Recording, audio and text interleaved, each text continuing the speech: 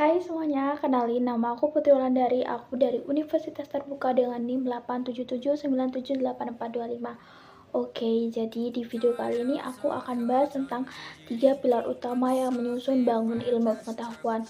Jadi bayangin ilmu pengetahuan tuh kayak rumah. Misal gak ada fondasi yang kuat, maka gak bisa berdiri dengan tegap. Nah, dalam filsafat ilmu, fondasi itu adalah ontologi, epistemologi, dan aksiologi.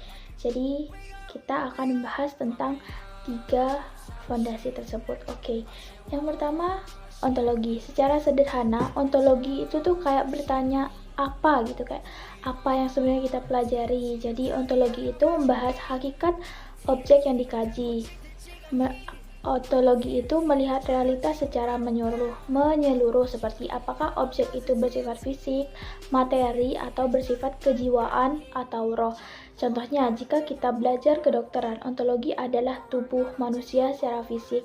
Jadi, intinya ontologi itu menetapkan batasan apa yang masuk dalam jaringan penelitian ilmu tersebut agar ilmu tersebut tidak meluas tanpa arah. Yang kedua, epistemologi.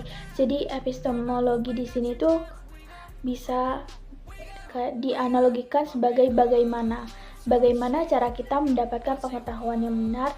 Di sini kita belajar tentang metode ilmiah, bagaimana prosesnya, bagaimana kita tahu kalau itu benar. Nah, jadi epistemologi itu mencakup produser logika dan pembuktian empiris. Ilmu tidak muncul dari lamunan, tapi dari observasi dan pengujian yang sistematis agar kebenarannya dapat dipertanggungjawabkan secara universal.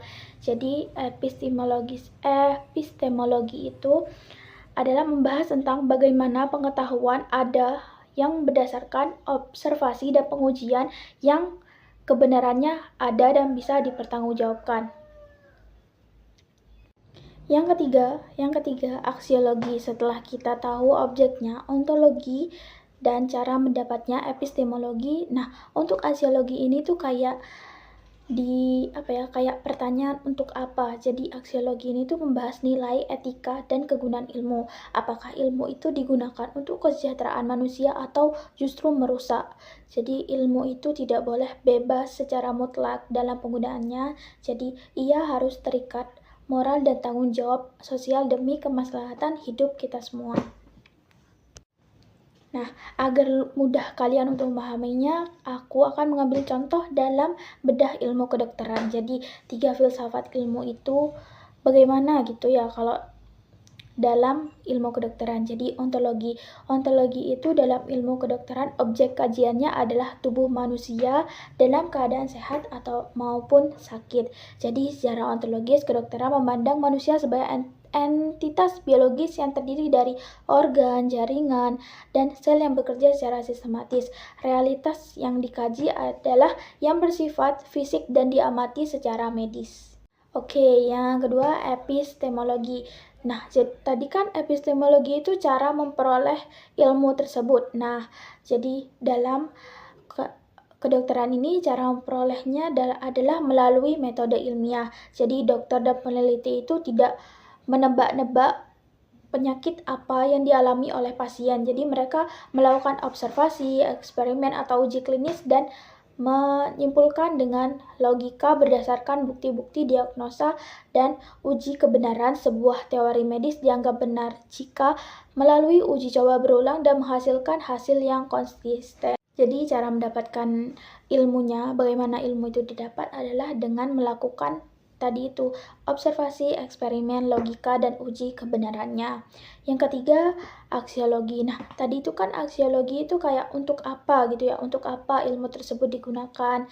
Kalau dalam kedokteran berarti buat apa? Yang jelas untuk menyembuhkan penyakit, mengurangi penderitaan, dan meningkatkan kualitas hidup manusia. Oke, kita nyampe pada kesimpulannya. Jadi ketiga pilar ini tuh saling berkaitan, saling mengunci. Tanpa ontologi, ilmu kehilangan objeknya. Tanpa epistemologi, ilmu kehilangan metode dan menjadi sekedar opini karena gak ada gak ada penelitiannya, gak ada observasinya kayak gitu. Terus kalau tanpa aksiologi, ilmu jadi buta arah dan berbahaya. Karena kenapa? Karena tidak ada moral dan tanggung jawab yang mengikatnya. Jadi ketiganya itu membentuk satu kesatuan utuh dalam filsafat ilmu yang memastikan pengetahuan kita valid, teruji, bermanfaat dengan kita semua atau diri kita sendiri. Oke, jadi semoga bermanfaat dan kalian bisa paham. Bye-bye.